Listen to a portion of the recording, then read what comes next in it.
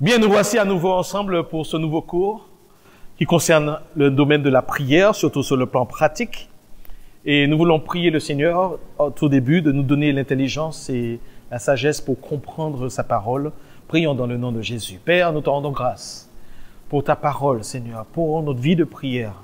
Je prie, Seigneur, pour toute personne qui va écouter ce message, pour que tu nous aides, Seigneur, à installer notre vie de prière devant toi et que nous puissions vraiment avoir ces temps d'intimité avec toi. Seigneur, conduis chacun à développer, selon l'Esprit, une réelle relation, une réelle communion avec toi, Père. C'est au nom de Jésus-Christ, ton Fils, que nous te prions. Amen. Amen.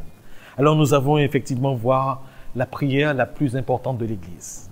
Pourquoi? Parce que c'est la prière qui est enseignée par Dieu lui-même, en personne, dans la personne du Fils Jésus.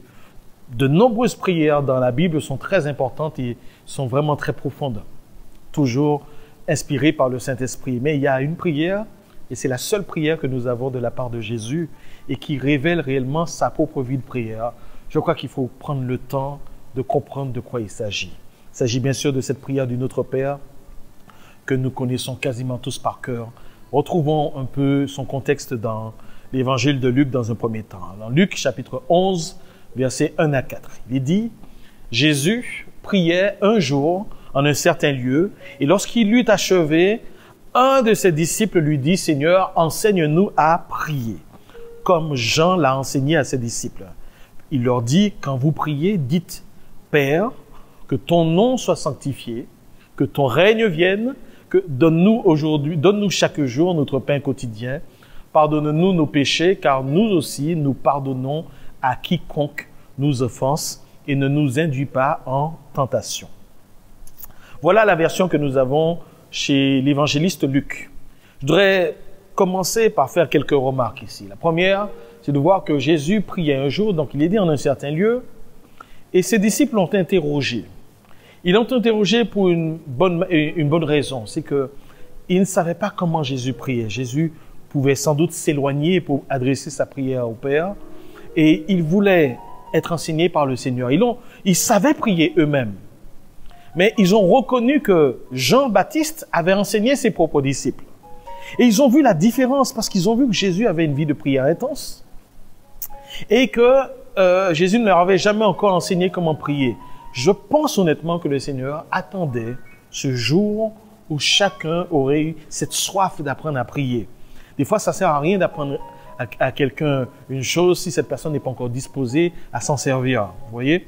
Donc, Jésus a attendu ce moment et ils sont venus et ils ont formulé cette prière. Alors, vous voyez, on a un des textes ici de la prière du Notre Père, mais nous verrons l'autre texte dans Matthieu chapitre 6, versets 6 à 13. Mais disons simplement on se rend compte que les disciples interrogent Jésus parce qu'ils voient qu'il y avait une différence entre leur vie et celle du Seigneur et que comme si tous ces miracles, tous ces enseignements, tous ces prodiges que Jésus manifestait, opérait, étaient sans doute dus à sa vie de prière. Et il voulait connaître le secret du Seigneur. En Matthieu 6, versets 6 à 13, Matthieu 6, versets 6 à 13, il dit, mais quand tu pries, c'est Jésus qui enseigne, entre dans ta chambre, ferme ta porte et prie ton Père qui est là dans le lieu secret, et ton Père qui voit dans le secret te le rendra.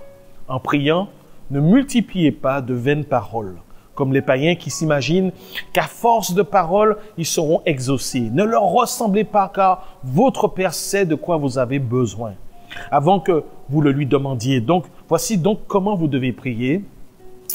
Notre Père qui est aux cieux, que ton nom soit sanctifié, que ton règne vienne, que ta volonté soit faite sur la terre comme au ciel.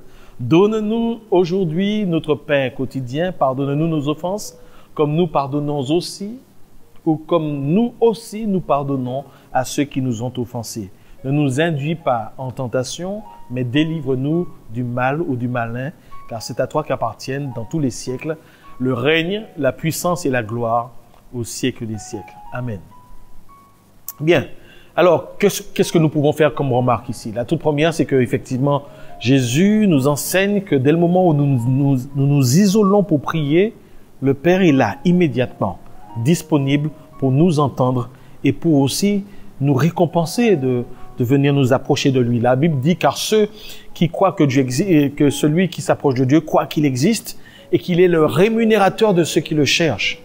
Jésus profite aussi ici pour nous dire de ne pas multiplier de vaines paroles. Donc, le Notre Père n'a pas été donné pour une répétition. Ça n'a pas été donné pour être répété comme une formule qu'à force de casser la tête du Seigneur, nous puissions avoir notre exaucement. Ce n'est pas du tout cela. Je l'ai fait pendant des années, je vous avoue, mais le Seigneur nous enseigne à un moment donné quand on commence à lire la Bible. Il dit que ça, c'est la méthode des païens, qui s'imaginent qu'à force de paroles, ils seront exaucés. Non. Il dit ne leur ressemblez pas, car votre Père sait ce dont vous avez ou de quoi vous avez besoin avant même que vous le lui demandiez. Voici donc comment vous devez prier. Vous voyez qu'il ne dit pas voici ce que vous devez prier. Il dit voilà, voici comment vous devez prier. C'est très important, très important. Vous voyez, on a une version courte de cette prière chez Luc, une version un peu plus élargie avec Matthieu. Et ce qu'il faut comprendre, c'est que ici, quand il nous dit comment, c'est-à-dire qu'il s'agit d'un modèle de prière. Il s'agit d'un canevas de prière qui donne des étapes principales à suivre pour prier de façon efficace. Donc la prière n'est pas quelque chose cette prière n'est pas quelque chose à répéter. Jésus condamne les vaines redites. Ce qu'il faut, c'est qu'il nous faut pénétrer le sens de chacune des paroles. Et j'ai envie de dire de chacune des prières, puisque cette grande prière est composée de plusieurs petites prières. Et c'est quand on saisit le sens et qu'on respecte le sens et l'ordre dans lequel les choses sont données, là, on pourra prier selon ce modèle. Et je vous avoue que c'est une prière que je peux prier sur un quart d'heure, mais c'est une prière que je peux formuler sur 1 heure. C'est une prière qu'on peut aussi formuler même sur une journée. Ça m'est déjà arrivé de passer toute une journée à la prière du Notre Père.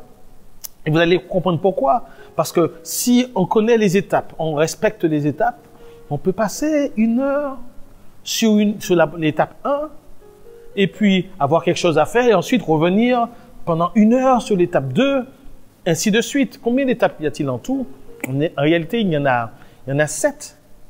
7 étapes dans cette prière, c'est pas par hasard. Il y en a 4 qui concernent directement la personne de Dieu, qui se focalisent sur Dieu. Ce sont les 4 étapes que nous verrons aujourd'hui. Et il y en a ensuite 3 étapes qui concernent nous, les hommes. Donc, déjà, la Bible ici nous invite à nous concentrer d'abord sur Dieu avant de nous occuper de nos propres besoins. Très important. Alors, nous allons commencer tout de suite la première étape. Je voudrais vous dire, cette première étape, notre Père qui est aux cieux. Personnellement, dans la pratique, c'est une prière que je peux faire, qui peut être précédée d'un chant, ou même de 2 chants. C'est-à-dire que comme on est ici dans la première étape, c'est notre Père qui est aux cieux. Eh bien, c'est une étape où je peux commencer par chanter un chant qui concerne le Père, un chant qui parle de la paternité de Dieu, qui parle de Dieu comme Père. Il y a de nombreux chants dans nos listes de chants, dans nos recueils, qui nous permettent de nous élever jusqu'à Dieu, notre Père. Donc, vous pouvez choisir un chant ou 2 avec lequel vous allez louer le Dieu en tant que Père. Ensuite, donc là, ça va vous prendre, je sais pas, peut-être 5 minutes ou 6 minutes, peu importe, à peu près. Et après cela, on attaque la prière, on attaque cette première parole du Notre Père. Notre Père qui est aux cieux. Qu'est-ce qu'on peut dire dessus? La première chose, c'est que tout le monde ne peut pas prier cette prière. Seuls sont ceux qui sont devenus fils et filles de Dieu le peuvent. Pour eux, Dieu est leur Père. Mais pour toute personne, pour toute autre personne, Dieu demeure un juge et sa colère demeure sur eux. Donc seuls ceux qui sont nés de nouveau, seuls ceux qui ont donné leur vie au Seigneur, dont les péchés ont été effacés, seuls ceux qui ont conclu une alliance avec Jésus, en le recevant comme Seigneur et Sauveur, sont enfants de Dieu.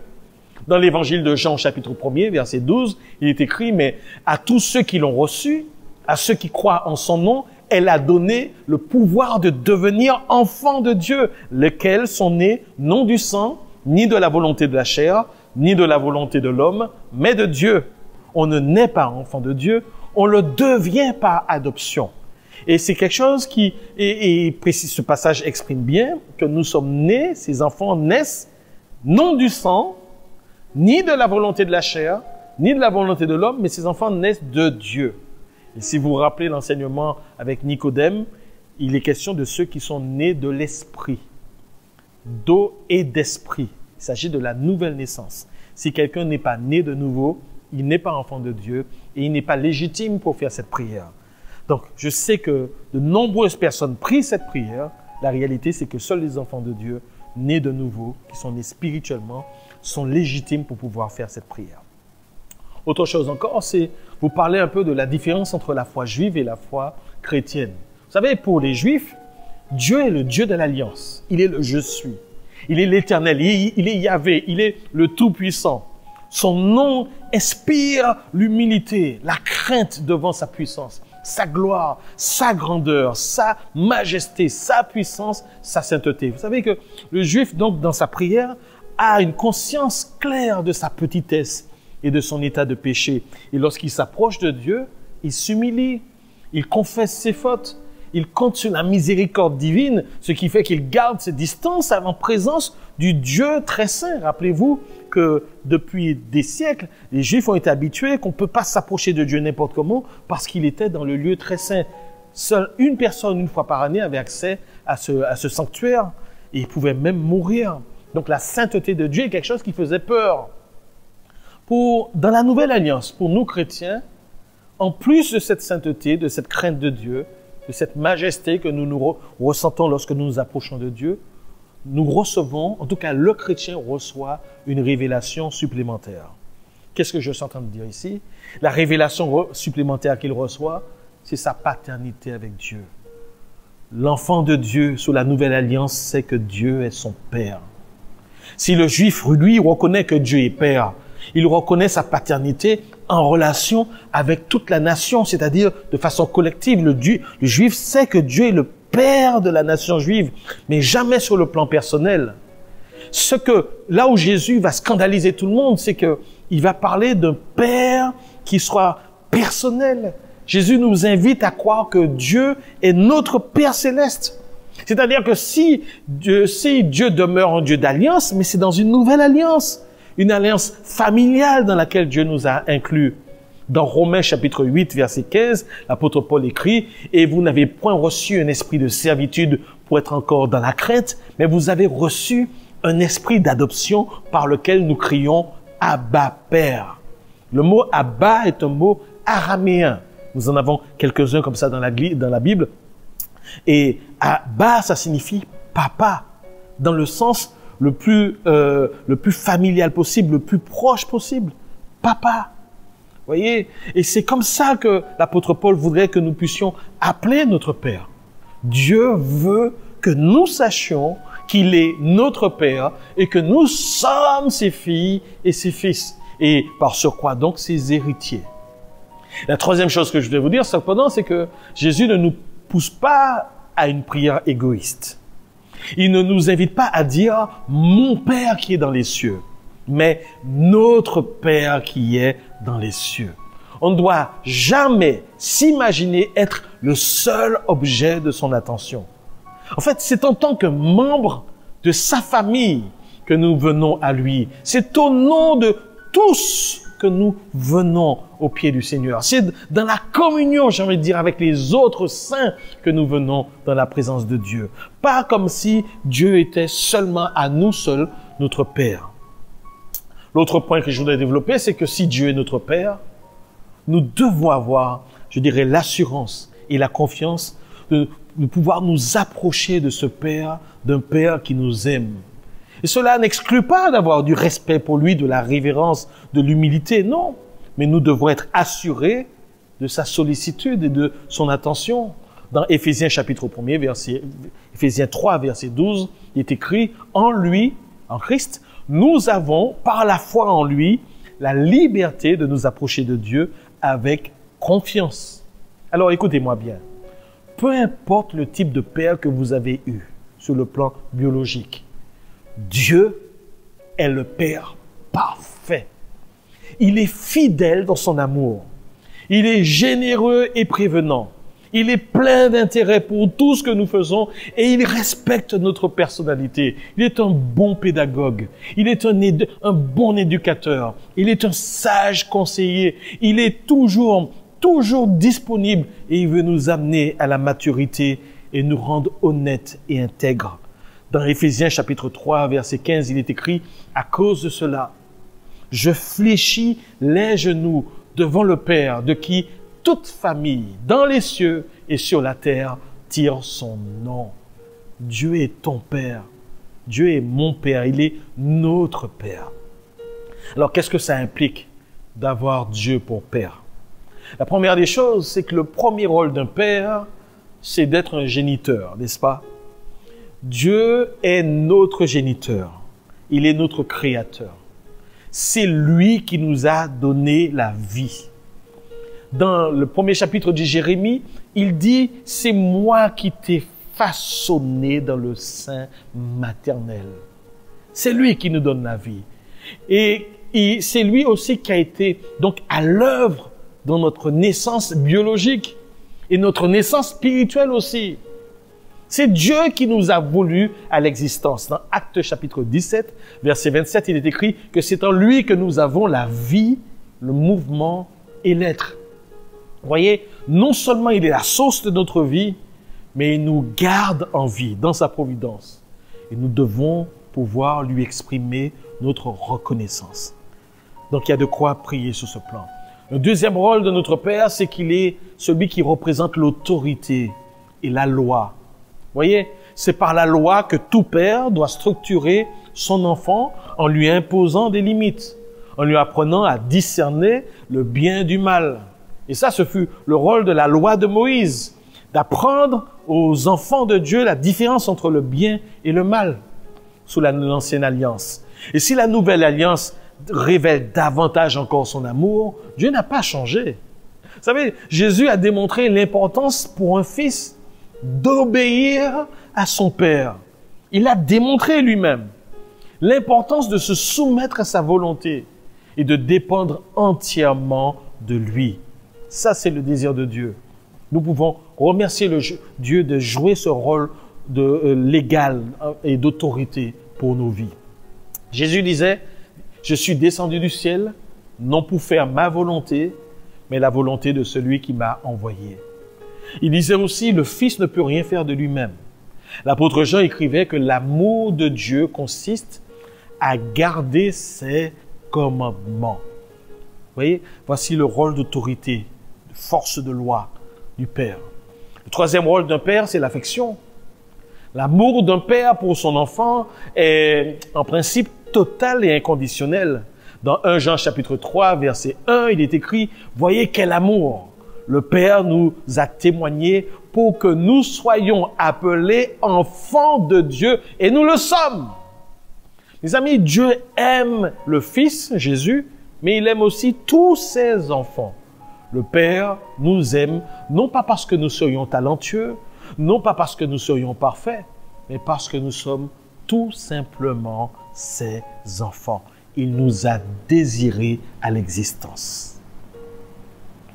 Le quatrième rôle du Père, c'est la communion. Voyez, appeler Dieu notre Père, c'est réaliser qu'il veut être en communion avec nous. Si vous savez à quel point il aime la présence de ses enfants, et il se réjouit lorsque nous nous rassemblons ensemble pour lui donner gloire, pour célébrer la gloire de sa grâce, de la majesté dans laquelle il nous a favorisés. Jean a écrit « Notre communion est avec le Père et avec son Fils Jésus-Christ ». Je sais que ce n'est pas toujours facile à comprendre lorsque on n'a pas eu un bon Père, lorsque l'expérience du Père physique n'a pas été quelque chose de positif. Mais Dieu, mon ami, est le vrai Père. Jésus a dit dans Jean chapitre 10, verset 20, « Moi et le Père, nous sommes un ». En Jean chapitre 14, verset 8 à 10, Philippe lui dit au Seigneur Jésus, « Seigneur, montre-nous le Père ». Et cela nous suffit, Jésus lui a dit. « Il y a si longtemps que je suis avec vous et tu ne m'as pas connu, Philippe. Celui qui m'a vu, dit Jésus, a vu le Père. Comment dis-tu, montre-nous le Père? Ne crois-tu pas que je suis dans le Père et que le Père est en moi? les paroles que je vous dis, je ne les dis pas de moi-même, et le Père qui demeure en moi, c'est lui qui fait les œuvres. Écoutez-moi bien les amis, Dieu a toujours refusé, c'est une interdiction formelle, d'être représenté par toute forme de représentation physique et par des idoles et par des représentations humaines ou d'animaux. C'est très clair. Mais la seule représentation que Dieu a acceptée, puisque Dieu est invisible, la seule représentation de sa personne, c'est son Fils, c'est Jésus. Il est le reflet de la gloire de Dieu, l'empreinte même de sa personne. Et donc, Jésus nous révèle ici que lorsqu'il était sur terre, en fait, il ne parlait pas de lui-même, et même toutes les œuvres qu'il faisait, il ne le faisait pas de lui-même, c'est le Père qui faisait. La Bible nous dit que le Père était dans le Fils, en Christ, réconciliant le monde avec lui. En réalité, si nous voulons connaître le Père, il suffit d'observer Jésus dans les évangiles. Parce que Jésus n'a pas révélé réellement son caractère. C'est le Père. Il s'est mis à la disposition du Père pour que le Père qui était en lui puisse œuvrer sur terre. Tous les enseignements que Jésus a donnés venaient du Père. Et toutes les guérisons que Jésus a produites sur terre venaient du Père. Tous les miracles, c'est le Père qui le faisait. Tous les prodiges, ça venait du Père. Chaque fois que Jésus a aimé, a pleuré sur Jérusalem, c'était le Père qui pleurait. En fait, le Père a vécu au travers de l'enveloppe physique, charnelle, corporelle de son Fils. Et donc, si comme moi, tu as été éduqué que Dieu était un Père fouettard, un Père dur qui n'attend que nous fassions des erreurs pour nous corriger, efface cela, déconditionne-toi une fois pour toutes et vois le Père ému de compassion quand il voyait les foules qui étaient emprisonnées par le joug de Satan, et tu vois Jésus aller et les guérir et les délivrer et leur redonner la joie. Regarde Jésus en train de redonner de la dignité à cette femme qui a été saisie en flagrant délit d'adultère et dire, moi non plus, je ne te condamne pas. Va et ne pêche plus. Regarde Jésus et regarde le Père, au travers de Jésus, se rendre là où il y avait, au niveau de la piscine de Bethesda, où tous ces hommes étaient assemblés, étaient malades et attendaient simplement le frémissement de l'eau pour qu'un ange apparaisse. Et regarde Jésus tendre la main à cet homme et le guérir. Regarde le cœur rempli de compassion et de miséricorde de Jésus. Et tu as compris le cœur du Père. Dieu t'aime. Tu es son enfant. Il t'a voulu sur terre. Et le temps est venu de revenir vers ton Père. De revenir vers la source de ta vie. La personne qui t'aime plus que tes propres parents. Plus que ta mère. Plus que ton père. Plus que tu ne pourras jamais imaginer. Même s'il est invisible, la seule façon de le connaître, c'est d'observer et de regarder Jésus. Alléluia. Enfin ce texte dit aussi notre Père qui est où? Dans les cieux.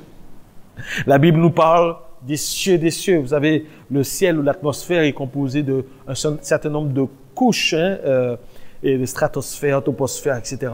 Mais selon la Bible, nous avons même des cieux des cieux. Ça correspond aux lieux qui sont les plus élevés dans le monde invisible, là où les anges de Dieu peuvent le contempler et l'adorer autour de son trône. Vous savez, l'apôtre Paul en parle de ce lieu. Dans 2 Corinthiens 12, versets 2 à 4, l'apôtre Paul écrit « Je connais un homme en Christ qui fut, il y a 14 ans, ravi jusqu'au 3e ciel. » Alors, je passe quelques expressions, et ensuite il ajoute « Et je sais que cet homme, si ce fut dans son corps ou sans son corps, je ne sais, Dieu le sait, mais cet homme fut enlevé dans le paradis et qu'il entendit des paroles merveilleuses qui n'est pas permis à un homme d'exprimer. » L'apôtre Paul a eu accès à ces lieux où Dieu règne, réside. La Bible dit que Dieu est plus grand que l'univers ne peut le contenir.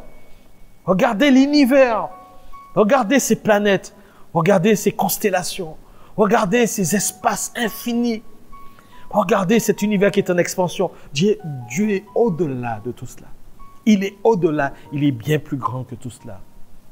Mais dire ici que notre Père est dans les cieux, ça veut plus dire encore autre chose. C'est dire aussi qu'il est radicalement différent de nous. Il est d'en haut.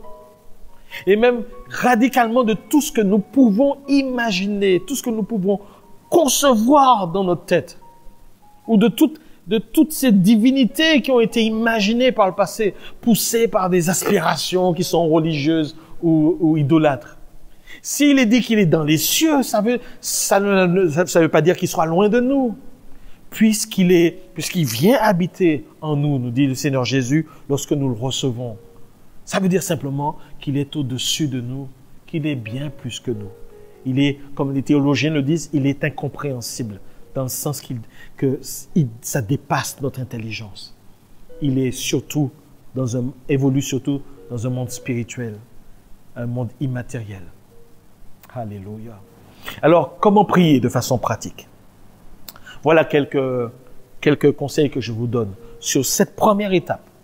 Premièrement, commencez à louer Dieu et à le remercier. La première étape, notre Père qui est aux cieux, c'est une phase de louange et de confession. On le loue et on le remercie et on confesse. On confesse quoi? Seigneur, tu es le Créateur. Tu es le Créateur de l'univers. Tu es la source de ma vie, de toute vie. On le remercie de nous avoir créés. Merci de m'avoir créé, d'être ma providence, notre providence. Merci de nous garder en vie. Merci d'avoir choisi, de nous avoir choisis pour t'appartenir. Merci de nous avoir permis de croire en Jésus afin que nous naissions de nouveau. Merci pour le souffle de vie. Tu nous gardes en vie, Seigneur. Tu es notre providence, oui. Donc, on peut commencer à le louer dans ce sens. Et puis, qu'est-ce qu'on ajoute? On va parler de sa loi et de son autorité. Merci, Père, de nous avoir donné ta parole, de nous avoir donné tes lois, tes commandements, tes préceptes. Merci, Père, de jouer le rôle d'éducateur dans ma vie. Tu es mon autorité. Tu es là pour nous corriger, pour nous reprendre lorsque nous nous éloignons, lorsque nous vacillons, lorsque nous chutons. Merci, Seigneur. Merci d'exercer ton autorité sur ma vie. Merci de me fixer des limites, Seigneur, pour que pour que je ne fasse pas des choses qui sont mauvaises. Merci de structurer nos pensées pour que nous discernions ce qui est mal à tes yeux, que nous puissions discerner ce qui est correct à ta volonté, ce qui est conforme à ta volonté. Voilà. Qu'est-ce qu'on peut encore lui dire dans cette phase? Concernant son affection, merci, Père, de nous aimer comme tu nous aimes. Merci pour ton affection, merci pour ton amour. Merci de nous avoir prouvé ton amour en nous envoyant ton Fils Jésus pour qu'il meure à notre place sur la croix. Merci, Père, d'avoir été fidèle dans ton amour. Merci d'être généreux. Merci d'être prévenant. Merci d'être plein d'intérêt pour tout ce que nous faisons, Père. Merci parce que tu nous respectes. Tu nous respectes dans notre dignité. Tu respectes notre personnalité. Tu ne nous écrases pas par ta grandeur. Et puis on peut parler aussi de communion. Père, merci de nous avoir accordé la foi en Jésus-Christ. Merci de nous avoir accordé la liberté de nous approcher de toi avec confiance. Merci pour la communion avec toi et avec Jésus-Christ. Merci, Père, parce que quand je ferme la porte de ma chambre pour entrer en communion avec toi, tu es là dans le lieu secret. Tu nous vois et tu nous rends, Seigneur, favorables, Seigneur, à tes yeux. Et tu nous récompenses lorsque nous rentrons dans cette chambre, Seigneur. Merci. Merci pour cette assurance que tu mets en nous de savoir que tu nous écoutes lorsque nous te demandons quoi que ce soit. Et en sachant aussi que si tu nous écoutes, que nous possédons déjà ce que nous te demandons, Seigneur. Merci pour cette grâce, Père. Tu es glorieux, tu es majestueux. Voilà. Rien que ce temps de louange-là, ça peut prendre 5 minutes. Ça peut prendre 10 minutes.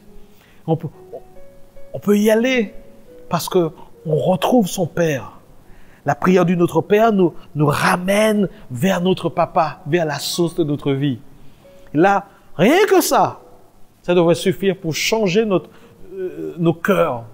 Et on n'a plus envie de sortir de ce moment. Rien que ça, c'est quelque chose d'extraordinaire. Je peux passer 1 heure à dire à Dieu que je l'aime et le remercier pour tous les bienfaits. La Bible dit, compte les bienfaits de Dieu. On voit comment ils sont grands. Alléluia. Et je peux commencer à remercier le Seigneur pour tous les bienfaits que je peux me rappeler. Et c'est un temps qui est extraordinaire. Voilà l'esprit dans lequel il faut rentrer dans la prière. Amen. Que Dieu soit béni. La deuxième étape maintenant. La deuxième étape. Que ton nom soit sanctifié. Que ton nom soit sanctifié. Alors, comment faut-il comprendre cette demande? Parce que c'est pas si simple que ça. Mais il y a plusieurs interprétations possibles. Je voudrais en présenter deux. La première, c'est qu'il faudrait, pour nous aider, revenir à l'épisode du buisson ardent dans le livre de l'Exode, au chapitre 3. Exode chapitre 3, versets 13 à 15. Moïse a dit à Dieu, « J'irai donc vers les enfants d'Israël et je leur dirai, le Dieu de vos pères m'envoie vers vous, mais s'ils me demandent quel est son nom, que leur répondrai-je » Et Dieu dit à Moïse, « Je suis ». On attend un nom, on attend un prénom, on attend quelque chose. Et il ajoute, je suis quoi? Je suis celui qui suis. Oh là! Certaines Bibles, et en hébreu, on pourrait traduire, je suis qui je suis, ou bien je suis, je suis, tout simplement. C'est une sorte de répétition, mais le deuxième je suis, c'est le nom de Dieu. Et la Bible dit, et il ajouta, c'est ainsi que tu répondras aux enfants d'Israël, celui qui s'appelle je suis. Voilà. Celui qui s'appelle je suis m'a envoyé vers vous. Dieu dit encore à Moïse, tu parleras ainsi aux enfants d'Israël, l'Éternel, le Dieu de vos pères, le Dieu d'Abraham, le Dieu d'Isaac et le Dieu de Jacob, c'est un autre nom de Dieu, m'envoie vers vous. Voilà mon nom pour l'éternité, mais mon nom de génération en génération. Donc Dieu se fait appeler le je suis. Vous savez, en hébreu, ce sont 4 lettres que l'on peut traduire en français par la lettre Y, la lettre H, la lettre W, la lettre H à nouveau. Certains ont dit simplement Yahvé, Y, H, W et H. En réalité, il n'y a pas de consonne. Donc, c'est un peu difficile à traduire, en tout cas à prononcer, puisque vous savez que les voyelles ont été ajoutées, les voyelles massoritites ont été ajoutées bien longtemps après. Donc, personne ne sait comment Dieu a prononcé son nom et qu'est-ce que Moïse a entendu. Et vous voyez, les Juifs s'interdisaient donc de prononcer ce nom parce que si jamais ils écorchaient le nom, ils n'avaient pas les vraies voyelles. Mais ils avaient la crainte de Dieu, ils avaient peur de déformer le nom de Dieu. C'est ce qu'on dit, c'est que ce nom est imprononçable dans leur langue. Et malheureusement, on a traduit ce nom dans nos Bibles protestantes par l'Éternel. C'est pas une très bonne traduction en réalité, parce que l'Éternel parle plutôt de l'éternité de Dieu, son rapport avec le temps, alors que, en fait, il est question plutôt ici de l'acéité de Dieu. Il est je suis, il est l'existant, celui qui vit par lui-même, par sa propre énergie, celui qui se suffit à lui-même. C'est ce dont il s'agit ici. Vous voyez, en réalité, ce nom a été donné comme un nom à part. Un nom qui est impossible à prononcer pour que l'humain n'ait justement pas la prétention de posséder Dieu en possédant la connaissance de son nom. Vous savez, on dit que lorsque on connaît le nom d'une personne, on a une emprise sur cette personne en l'appelant par son nom. Mais ce nom est imprononçable. Donc les Juifs, quand ils voient ces 4 lettres écrites des mains de Moïse, jamais ils essaient de dire Yahvé ou quoi que ce soit. Ils préfèrent ne pas les prononcer. Au lieu de chercher à donner le nom de Dieu, ils vont peut-être plutôt dire Adonai, ce qui signifie en français mon Seigneur. Et ce nom donc a été utilisé chaque fois. Donc au lieu d'écorcher le nom de Dieu, ils préfèrent dire Adonai. Mais le nom de Dieu signifie effectivement je suis ou je serai. Que ton nom soit sanctifié. Donc c'est donc se rappeler que Dieu n'est pas comme, entre guillemets, les autres dieux. Qu'il nous a donné un nom très particulier pour le nommer. C'est aussi se rappeler que c'est lui qui doit avoir autorité sur l'homme et pas l'inverse. Nous qui avons des fois la prétention, en tout cas l'homme qui a la prétention de pouvoir contraindre les divinités dans ses interventions. Vous savez, les hommes aiment l'idolâtrie parce que quelque part ils font un troc avec l'idole, avec la divinité. Et les divinités ont plutôt un caractère un peu imprévisible. Non. Dieu nous a donné un nom que l'on ne peut pas utiliser pour chercher, entre guillemets, à le manipuler. C'est cela. La deuxième interprétation possible, c'est que ton nom soit sanctifié. Il faudrait regarder un peu les traductions diverses des différentes Bibles. Dans la seconde 21, par exemple, ce passage est traduit d'une autre façon. Que la sainteté de ton nom soit respectée. La Bible du Semeur traduit plutôt que tu sois reconnu pour Dieu. La Nouvelle Bible seconde traduit que ton nom soit reconnu pour sacré.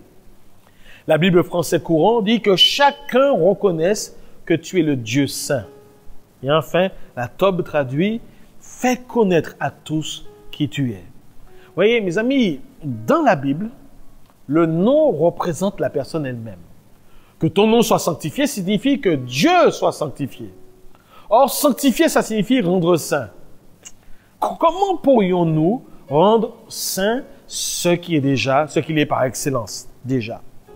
Comment nous, pécheurs, pourrions-nous rendre saint celui qui est déjà saint, qui est même saint, saint, saint? Vous savez, on entend souvent l'expression 3 fois saint. Ça n'a pas trop de sens parce que la Bible fait référence en disant qu'il est saint, saint, saint à Dieu le Père, Dieu le Fils et Dieu le Saint-Esprit. Gardons l'expression biblique telle qu'elle est, sans chercher des raccourcis un peu bizarroïdes. Hein? Donc, il est saint, saint, saint. Comment pourrions-nous le rendre plus saint? C'est impossible. En fait, ce qu'il faut comprendre, c'est pas dans cette expression que ton nom soit sanctifié. C'est de notre attitude face à la sainteté de Dieu dont il s'agit ici. En fait, si nous prétendons être ses enfants et que Dieu soit notre Père, et puisqu'il est saint, alors non seulement nous devrions l'honorer par une conduite sainte, mais nous devrions aspirer à ce que le monde entier le respecte pour sa sainteté. Vous voyez, dans Lévitique chapitre 22, versets 31 à 32, il est écrit « Vous observerez mes commandements et vous les mettrez en pratique. Je suis l'Éternel. Vous ne profanerez point mon nom, mon saint nom, afin que je sois sanctifié au milieu des enfants d'Israël. Je suis l'Éternel qui vous sanctifie. » Avez-vous vu le lien? C'est-à-dire que si nous obéissons à ses commandements, si nous vivons selon la pratique de sa parole, alors nous sanctifions son nom. Mais si ce n'est pas le cas, et si nous vivons dans le désordre spirituel, alors quelque part, ça signifie que nous profanons son saint nom.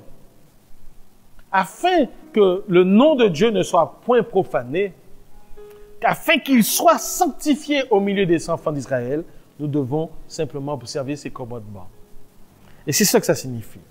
La Bible français courant traduit le verset 32 ainsi, « Ne me déshonorez pas, vous devez au contraire, vous les Israélites, manifester que je suis le vrai Dieu, c'est à moi le Seigneur que vous appartenez en propre. » Donc, c'est lorsque le peuple de Dieu vit dans la sainteté qu'il sanctifie le nom de Dieu. En fait, il s'agit d'une prière qui nous engage. Vous voyez, selon notre conduite, nous pouvons salir ou honorer la réputation de nos parents.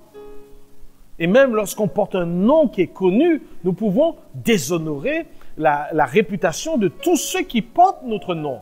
Il y a des noms qui sont lourds à porter à cause d'un individu qui a fait des bêtises. De même, selon notre conduite, nous pouvons déshonorer ou pas le nom de notre Père céleste, avec qui nous sommes en alliance. Écoutons maintenant ce que dit l'Éternel par la bouche de son prophète Ézéchiel pour annoncer à son peuple dispersé ce qui se passera après leur période d'exil. Ézéchiel 36, versets 23 à 25. Dieu dit, « Je sanctifierai mon grand nom qui a été profané parmi les nations, que vous avez profané au milieu d'elles. Et les nations sauront que je suis l'Éternel, dit le Seigneur.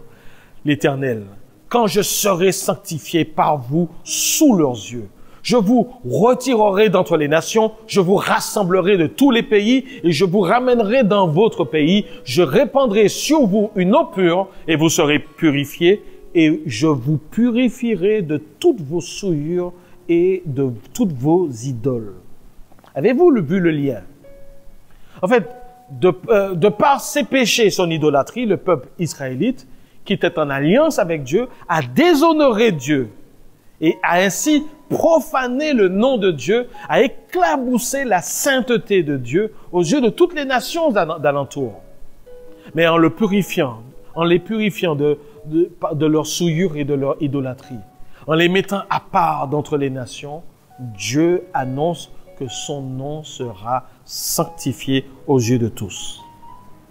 Ainsi, nous sommes appelés à manifester la sainteté de Dieu dans toute notre conduite et nous mettre à part du monde pour nous consacrer à lui, à notre Père.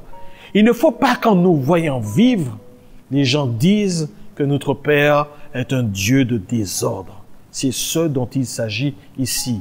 Alors, comment pouvons-nous prier dans cette direction? Premièrement, par rapport à la sainteté de Dieu, nous pouvons commencer par confesser à Dieu qu'il est le Dieu de lumière. Il est lumière.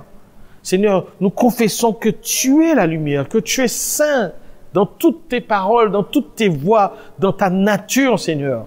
Et tes yeux sont trop purs pour voir le mal, Seigneur. Et Seigneur, alors que nous contemplons dans ta pureté la force et cette pureté qui nous donne, qui force le respect et non la peur. Et nous voulons confesser que tu es saint et que ton nom est saint, Seigneur. Oui, Seigneur Dieu. Oh, merci. Merci, Seigneur, de nous accorder, de pouvoir nous approcher de toi et de nous unir à toi dans ta sainteté. Donc, on peut élever ainsi la sainteté de Dieu. Mais on peut demander aussi à Dieu de nous sanctifier. Seigneur, et demander à Dieu de faire jaillir une requête dans cette contemplation de la sainteté pour nous faire prendre conscience de notre imperfection. Dieu, fais de moi un homme saint. Père, fais de moi une femme sainte, une femme pure. Que ta sainteté se manifeste dans ma vie. Père, purifie mon cœur, purifie mes pensées, purifie mon corps. Que le sang de Jésus me lave, me purifie. Et que tous ceux qui m'entourent, même ceux qui sont les plus proches, le voient, le ressentent, Seigneur. Fais briller ta sainteté dans ma vie. On veut la sainteté de Dieu. On ne veut pas une sainteté qui soit fabriquée par l'homme, qui est que de la chair. On veut sa sainteté à lui. Alléluia. Et puis aussi, on peut sanctifier son nom. Prononcer une autre requête qui affectera même la vie des autres.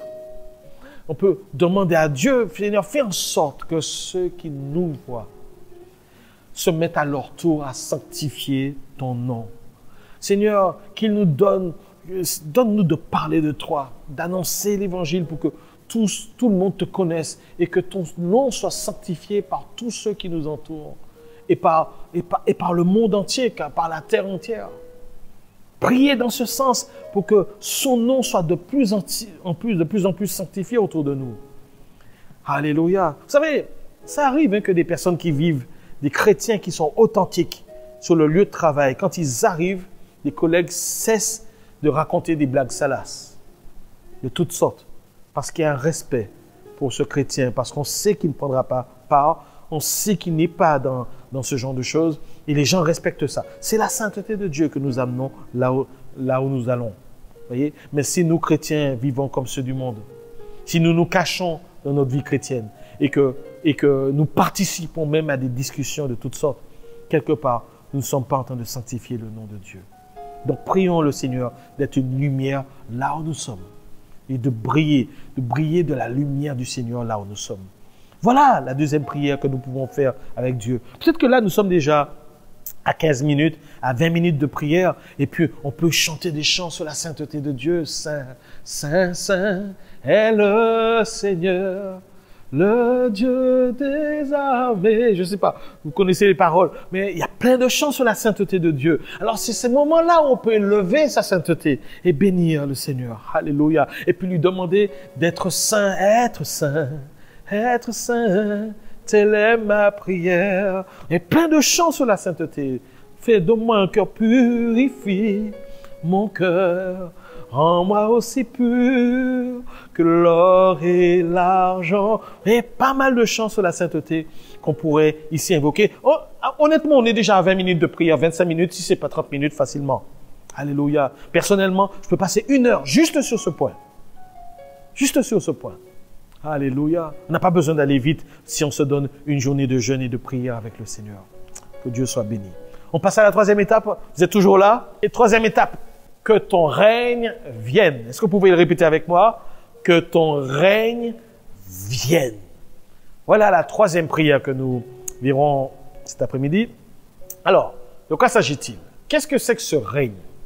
Déjà, vous dire qu'en grec, comme en hébreu, il n'y a qu'un mot qui signifie à la fois règne et royaume. Si je me rappelle bien, c'est basileia, il me semble. Il y a donc une sorte d'équivalence, une sorte de correspondance.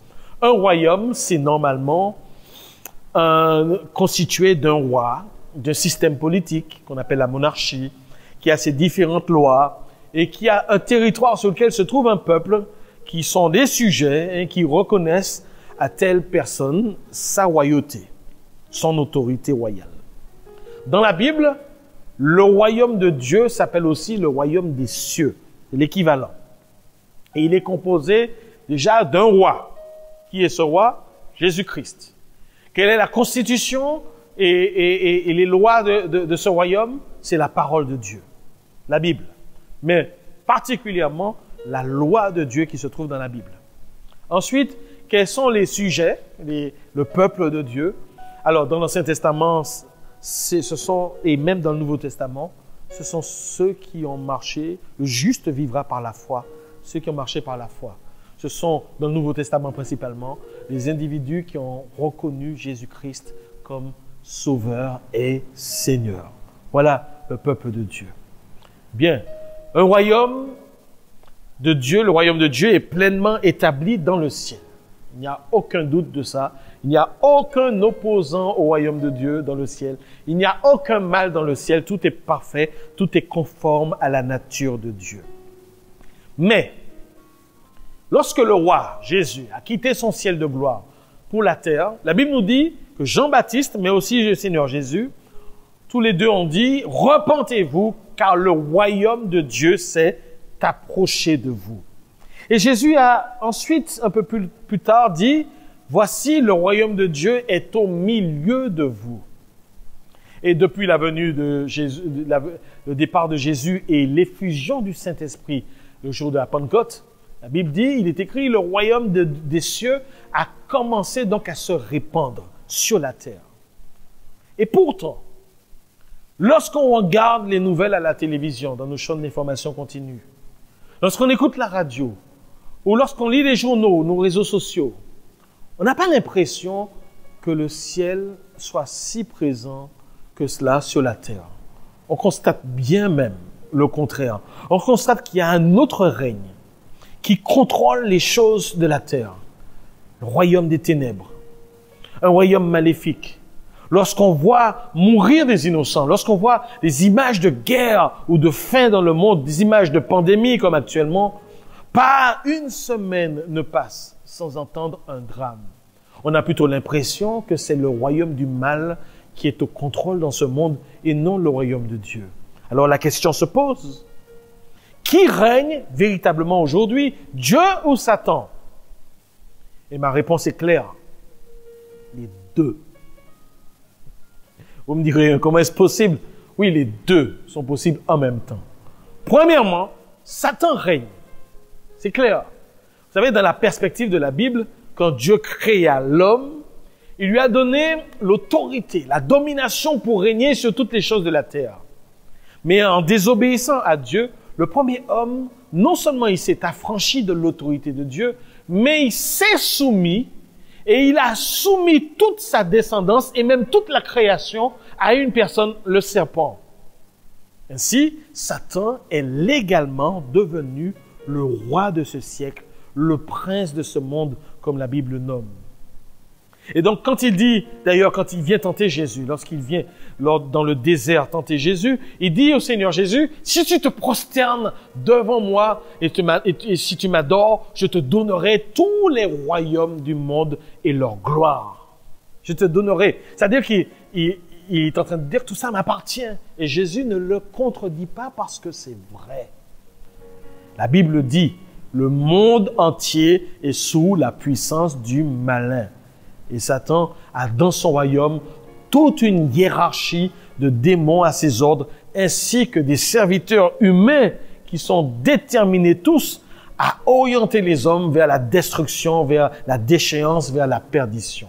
Et donc oui, Satan règne. Oui, il règne. Et c'est biblique de le dire. Néanmoins, aussi paradoxalement que cela puisse paraître, au-delà du règne de Satan, en définitive, je dirais au-dessus, c'est Dieu qui règne. Oui, Dieu règne. Il règne, lui, dans tout l'univers. C'est lui qui maintient tout l'univers en existence. Il soutient toutes choses par sa parole, Jésus-Christ. Donc si Satan règne, c'est uniquement sur la terre.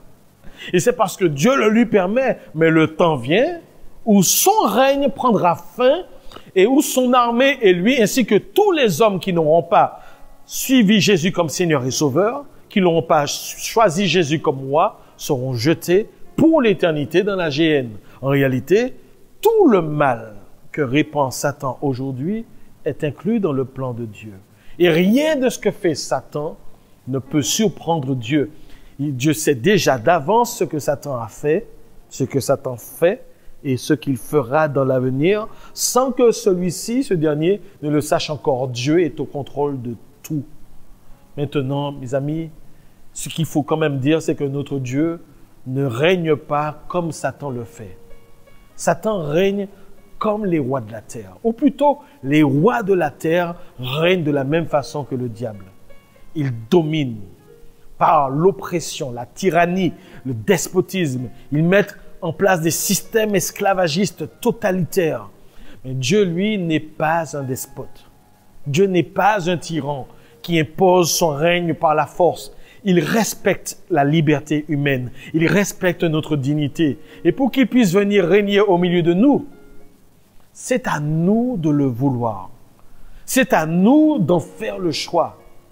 À nous de lui réclamer de venir régner dans nos vies. C'est à nous de décider une fois pour toutes si nous le voulons comme roi, comme Seigneur, parce qu'il n'établira pas son royaume contre notre volonté. La réalité est que Dieu introduit automatiquement dans son royaume toute personne qui confesse ses péchés et décide de changer de vie, changer de mentalité en plaçant sa confiance dans l'œuvre accomplie par Jésus-Christ sur la croix. Celui qui croit en Jésus-Christ seul, celui qui se convertit, n'appartient plus à ce monde. Non. Il est introduit par Dieu dans le royaume de son Fils bien-aimé. Parce qu'il est né en Dieu et par la foi, Dieu le délivre de la puissance des ténèbres et le transporte dans le royaume de son Fils bien-aimé. Il est maintenant citoyen du ciel, gens de la maison de Dieu, prince ou princesse du Très-Haut. Maintenant, écoutez bien, devenir sur terre un prince de Dieu, une princesse de Dieu, une princesse du royaume de Dieu est une chose, mais bénéficier de tous les avantages, tous les privilèges, de toutes les ressources et de toute la gloire du ciel, ça c'est autre chose.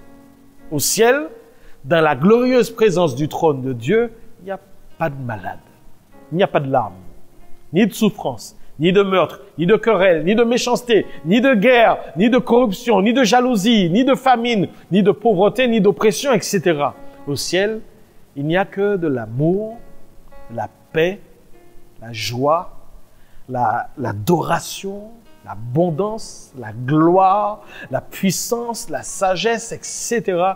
Tous les véritables enfants de Dieu qui ont déjà trépassé, c'est-à-dire qui sont déjà passés par la mort physique, sont déjà en train d'expérimenter dans l'état intermédiaire cette félicité dans le ciel.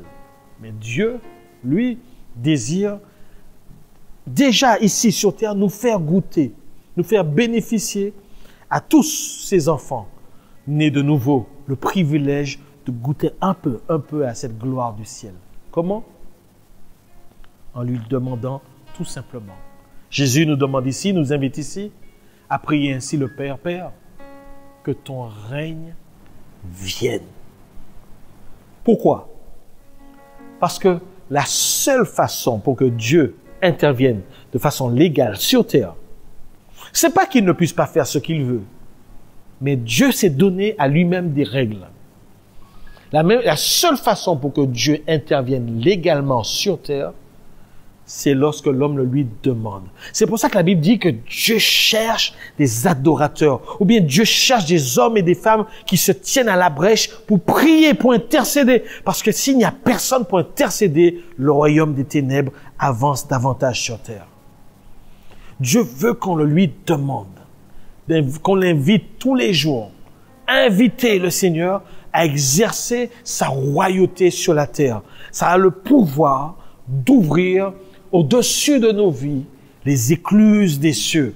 Réclamer régulièrement l'exercice du règne de Dieu dans les choses de la terre, ça fait littéralement couler la gloire et la puissance du ciel sur la terre. Ça crée un canal de communication entre le ciel et la terre. Une échelle où les anges peuvent descendre et monter. Descendre, apporter la bénédiction et remonter en chercher d'autres. C'est ce que Dieu veut que nous ayons sur nos vies, les amis. Et donc, cette prière, comme les autres, nous engage dans la foi et dans la confiance dans le Seigneur. Parce que nous savons bien que nous avons besoin de son aide tous les jours.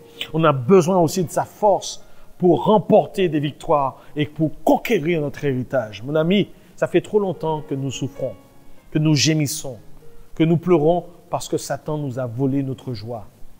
Il tient des fois notre mari. Il tient peut-être ton épouse, ton mari. Il tient peut-être tes parents. Il nous empêche quelquefois de trouver l'âme sœur. Il nous envoie toutes sortes de personnes pour nous séduire ou pour nous détourner de la sanctification. Il nous vole nos enfants. Il nous vole notre famille. Il nous vole nos finances. Il nous vole notre enfance. Il nous vole notre innocence. Il nous vole la pureté de notre corps. Il nous vole notre joie. Il nous vole notre paix. Il nous vole notre force. Maintenant, le temps est arrivé pour que le vent souffle dans l'autre sens. Tu vas regarder cet ennemi dans les yeux, toi dans les yeux, et tu vas lui dire de la part du Seigneur que dorénavant, l'heure est venue pour lui de perdre sa joie. L'heure est venue pour toi, Satan, de perdre ta paix et d'être dépouillé de tes biens. Aujourd'hui même, c'est à ton tour de tomber du ciel. Avec cette prière, alléluia, on change les circonstances. Mais ce n'est pas une prière à faire une fois. C'est un combat spirituel dans lequel nous permettons que progressivement la gloire de Dieu descende. Aussi, je vous propose de prier de manière concentrique. De commencer à prier pour vous-même. Prier pour soi. Ensuite, pour notre famille, proche, conjoint, ou si on est célibataire, prier pour ses enfants. Prier aussi pour notre famille élargie. Ensuite, prier pour notre église locale. Prier pour les églises du pays. Prier aussi pour notre travail, si on est étudiant ou scolaire, pour prier pour notre école. Ensuite, prier pour notre pays. De façon concentrique, un cercle de plus en plus large. Vous voyez? Comment prier? Premier conseil, prier pour soi. On demande à Dieu de régner. Seigneur, viens régner sur ma vie pour que ma chair soit crucifiée.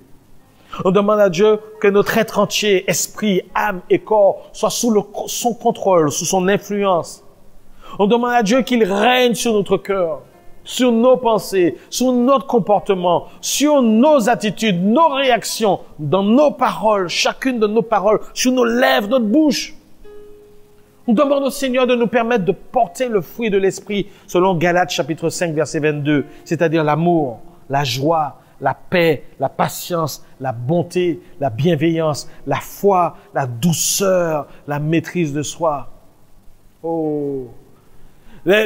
On va prier Dieu pour que le règne de Dieu se manifeste aussi par une irruption de sa puissance dans notre vie, par la plénitude du Saint-Esprit, par le baptême du Saint-Esprit, par les dons du Saint-Esprit, par la guérison, par les délivrances, par les miracles, des prodiges qui sont accompagnés en parallèle à de l'humilité, de la douceur, la crainte de l'Éternel.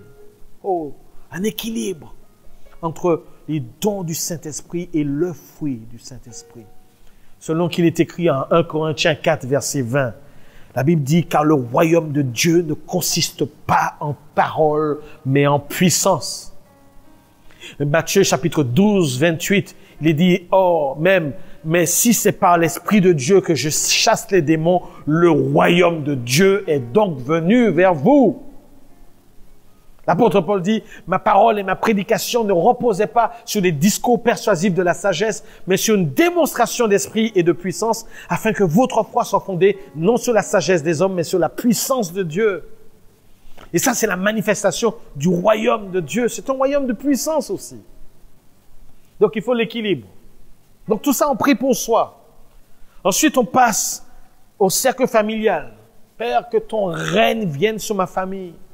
Que ton règne vienne sur mon foyer, sur mon conjoint, Seigneur, sur mes enfants. Que ta gloire envahisse mon couple, mes enfants, mes parents, mes proches et tous ceux qui vivent sur le même toit que moi, qui sont raccordés à moi. Que ton règne s'installe là où j'habite, Seigneur. Troisièmement, que ton règne vienne aussi dans mon église locale. C'est notre responsabilité, enfants de Dieu, une responsabilité collective de prier pour que le règne de Dieu se manifeste dans notre église locale, afin que reculent les œuvres de la chair, selon Galates 5, versets 19 et 21. La Bible nous dit que les œuvres de la chair, c'est la débauche, l'impureté, le dérèglement, l'idolâtrie, les divisions, les sectes, l'envie, l'ivrognerie, les excès de table et des choses qui leur sont semblables. Nous devons prier pour tout le monde, pour toute l'Église. Nous devons prier pour tous ceux qui vivent, pour que nous puissions vivre selon les valeurs du royaume de Dieu. Alléluia. Oh Seigneur. Et qui est au milieu de nous, de l'amour, de l'humilité, de la solidarité. Il faut que ce soit un impératif. Prier pour son Église. On va aussi prier pour son lieu de travail ou à l'école. Demander à Dieu, Seigneur, réclamer à Dieu l'influence du Seigneur dans notre lieu de travail. Qu'il touche le cœur du patron, de notre responsable de service, de nos collègues, de nos collaborateurs, de nos subordonnés et pour les étudiants, pour nous, de prier pour les professeurs, pour la tati en classe, pour les maîtres d'école. Priez pour ça. Prions Dieu pour que Dieu nous accorde aussi de l'intelligence, de la sagesse, du succès au travail, qui nous accorde aussi d'avoir, et à l'école aussi bien sûr, le succès, qui nous accorde d'avoir un bon témoignage, où que nous soyons, et que des portes soient ouvertes pour que là où nous évoluons dans la journée, nous puissions partager notre foi à un maximum de personnes.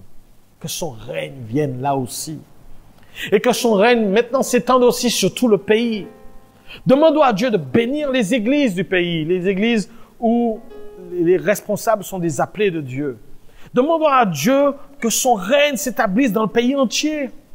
Que sa gloire descende de sorte que le règne du diable recule dans le pays.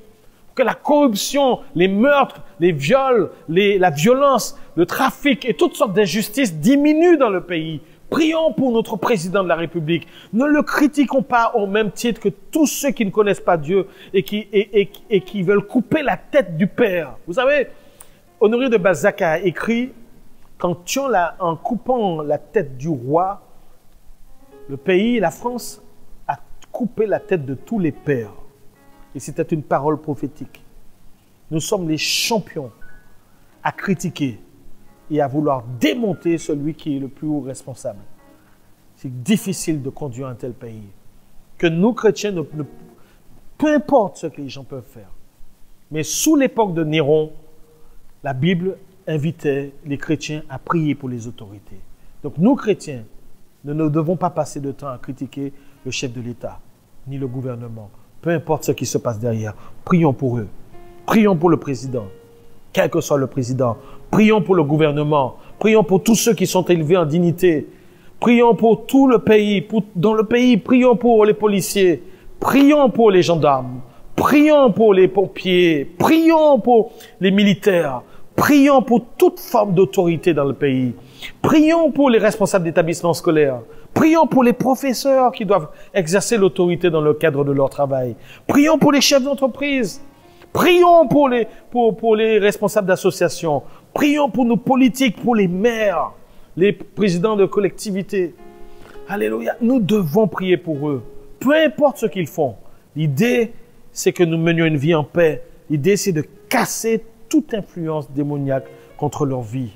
Dans le nom de Jésus-Christ de Nazareth. Ils ont besoin de nos prières et de nombreux d'entre eux sont très seuls dans l'exercice du leadership. Donc, pensons à eux dans la prière. Il y a de quoi prier, les amis. Amen. Donc là, nous venons de passer déjà, on va dire 3/4 d'heure à prier. 3/4 d'heure à prier. Pour ceux qui disent, moi, quand je commence la prière, je termine très rapidement, au bout de 3 minutes, j'ai fini de prier. Oh, notre Père va nous amener très loin, les amis. D'accord? Il y a de quoi prier. Et on va terminer aujourd'hui. Vous devez pratiquer tout cela avant qu'on passe à la suite.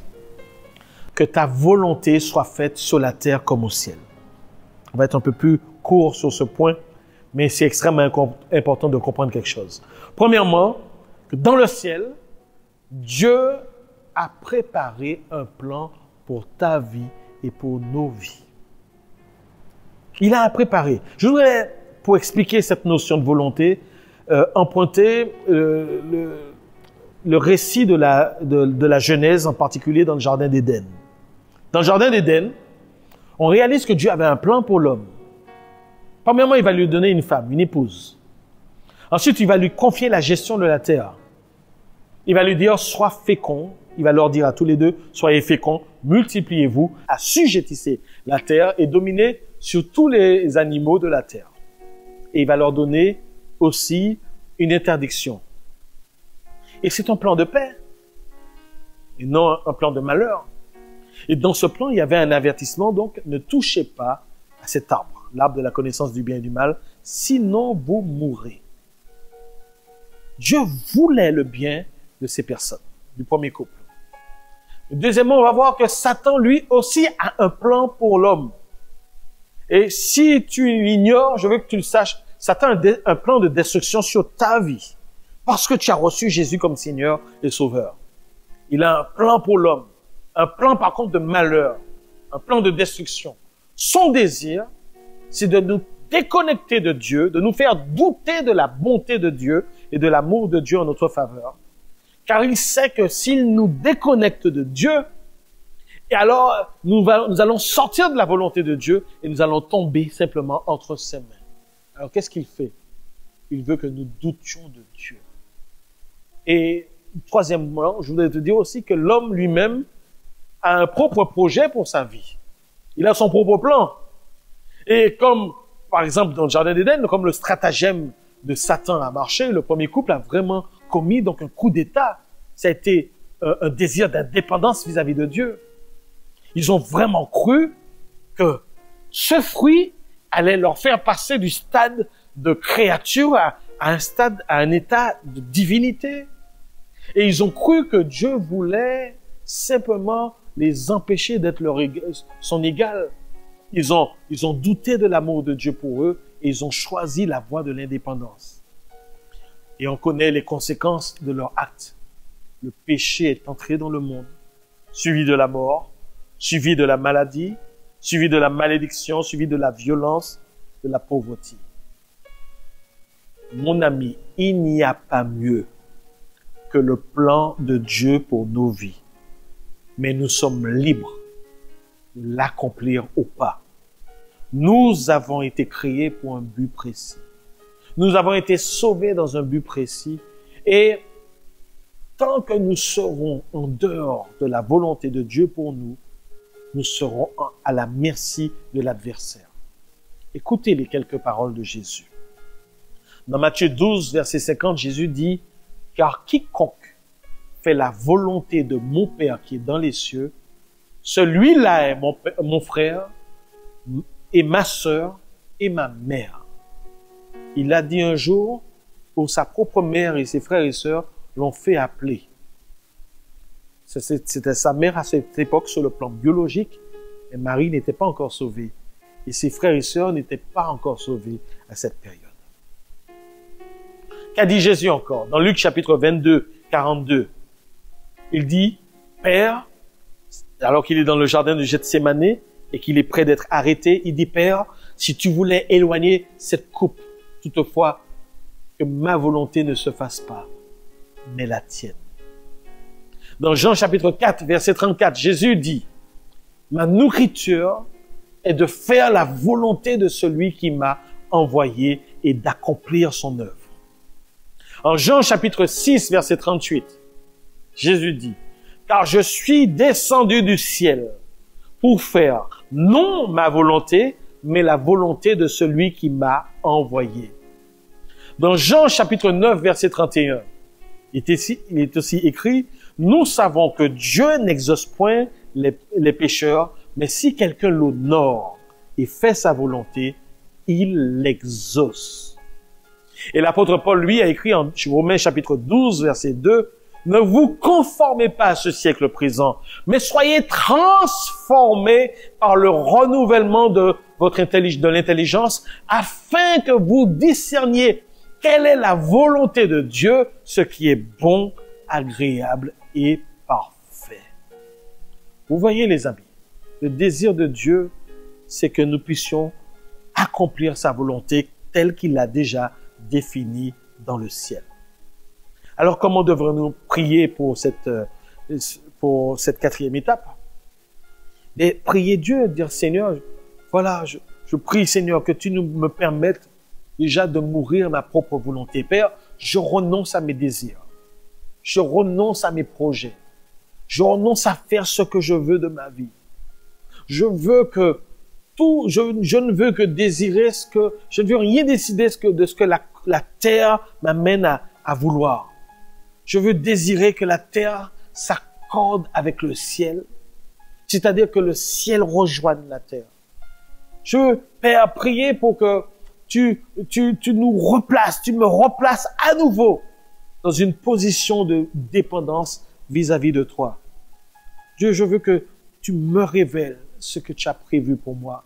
Vous savez, la Bible dit dans Jérémie chapitre 29, verset 11, « Car je connais les projets que j'ai formés sur vous. » Et on peut le dire au Seigneur, Père, c'est toi qui as dit en Jérémie chapitre 29, verset 11, « Car je connais les projets que j'ai formés sur vous, dit l'Éternel, projets de paix et non de malheur, afin de vous donner un avenir et de l'espérance. » C'est toi aussi qui as dit, Père, dans Jérémie 33, verset 3, « Invoque-moi et je te répondrai.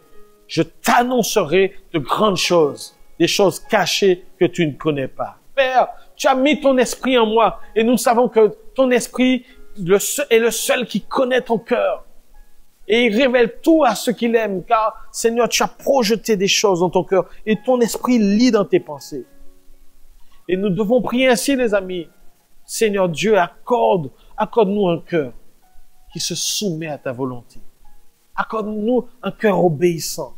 Accorde-nous un cœur qui veut, que tu peux utiliser pour accomplir ta volonté. Fais ce que tu veux de ma vie, Père. Au nom de Jésus. Amen. Voilà, pour commencer, les 4 prières qui sont directement tournées vers Dieu et que je vous invite à commencer à essayer, à tester. Voyez, ce ne sont pas des choses à répéter, à connaître par cœur, mais à comprendre le sens et surtout à suivre aussi le schéma, le trajet, le parcours, parce que c'est un parcours de prière. Chaque étape transforme notre cœur et dispose notre cœur. Vous voyez, un des points suivants, ce sera de demander à Dieu des choses pour nos propres vies. Mais avant de commencer à demander à Dieu des choses, avant de demander même pardon à Dieu pour ses péchés, il faut que nos cœurs soient dans des dispositions. Et vous voyez que rien n'est fait par hasard. La première étape nous amène à louer Dieu, entrer dans ses portes, ses parvis avec des louanges, à l'élever, à le glorifier, notre Père qui est aux cieux. Et la deuxième étape nous amène dans la sanctification, que ton nom soit sanctifié. Ça nous amène à vouloir vivre, à demander à Dieu de nous accorder une vie qui ne profane pas son nom, mais qui élève son nom, qui sanctifie son nom devant les autres. Ça parle du témoignage. La troisième étape nous demande de faire appel aux ressources du ciel. Parce que Dieu veut inonder la terre des ressources qu'il y a au ciel. Il veut exaucer nos prières. Et donc, demander à Dieu l'irruption de son règne, de son royaume dans nos vies et au fur et à mesure jusqu'au pays. Et cette quatrième étape nous amène dans un cœur d'obéissance. Un cœur qui cherche non pas sa propre volonté, mais à obéir à la volonté de Dieu. Un cœur de soumission, un cœur de crainte de Dieu. Quand on est là, à ce moment précis, on peut passer aux phases d'après. Pas avant. Et vous voyez que Dieu est en train de travailler nos cœurs au fur et à mesure qu'on passe par ces étapes. Je voudrais dire quelque chose de supplémentaire pour conclure maintenant. Vous le connaissez très bien, peut-être que vous connaissez cet exemple, mais pour ceux qui sont jeunes dans la foi, vous n'avez peut-être jamais entendu parler de cela. On parle d'un jeune homme qui devait, il y a des années où l'avion n'existait pas, où ce jeune homme était en Angleterre et devait rejoindre les États-Unis, qui étaient connus comme le pays, comme le rêve américain, là où on pourrait se faire vraiment de l'argent et devenir riche. Et ce jeune homme qui était de nature très modeste, famille très modeste, n'avait quasiment pas d'argent et il a pu faire des jobs pour pouvoir payer juste le prix du ticket, billet de bateau, plusieurs semaines de trajet. Et il a pu juste acheter son billet, mais il n'avait rien de supplémentaire. Alors il a pu prendre ce bateau. Et quand il était dans ce bateau, il a vu les gens en train de s'amuser, en train de manger, en train de boire, etc. Mais lui, il n'avait rien pour pouvoir manger lui-même, acheter quoi que ce soit sur le navire. Alors il a tenu une semaine, il a tenu 2 semaines, il n'avait quasiment rien. Et sur presque la fin du voyage, alors qu'il était très affaibli, très malade, il s'est approché du responsable de cuisine en expliquant sa situation, en lui disant qu'il n'avait pas d'argent supplémentaire, mais qu'il pouvait avoir juste un peu d'eau et un morceau de pain. Et vous savez ce que la personne lui a répondu? Le responsable de cuisine lui a dit, « Monsieur, vous avez acheté un billet all inclusive. Tout le repas était inclus dans le voyage, dans le billet. Tout y était. » Et quand le jeune homme a entendu ça, qu'est-ce qu'il a dû être désillusionné. Vous savez, Dieu veut nous faire vivre un niveau de vie spirituelle bien au-dessus de ce que nous vivons actuellement. Nous croyons que nous sommes appelés à être les derniers, mais Dieu dit que je veux que tu sois le premier. Nous croyons que nous devons toujours, des fois, devons souffrir toute notre vie. Oui, il y a une souffrance qui est inhérente à la vie chrétienne. Mais il y a des choses, des victoires que nous devons emporter dans la vie chrétienne. Et Dieu en réserve des choses pour toi. Et il ne faudrait pas que lorsque tu arrives devant le Seigneur, après ta mort, tu puisses dire, Seigneur, tu as vu comment j'ai vécu. Dieu dit, oui, mais j'avais ça pour toi. J'avais ceci pour toi. J'avais ceci pour toi. Mais tu n'as pas saisi les promesses. Et tu as vécu sans toutes les grâces que j'avais en réserve pour toi. Mes amis, ne regardons pas aux choses de la terre, mais regardons aux choses d'en haut. Regardons aux grâces d'en haut. Et demandons à Dieu de nous accorder sa grâce pour goûter dès maintenant les choses qu'il a déjà mis en réserve pour nous. Je ne parle pas d'une banque d'argent, mais tu as des ressources spirituelles dans le ciel pour accomplir ce que tu as appelé à faire. Cette prière, c'est une prière qui déménage. Si on l'a compris, c'est une prière qui ouvre les écluses des cieux pour la volonté de Dieu sur nos vies. Amen.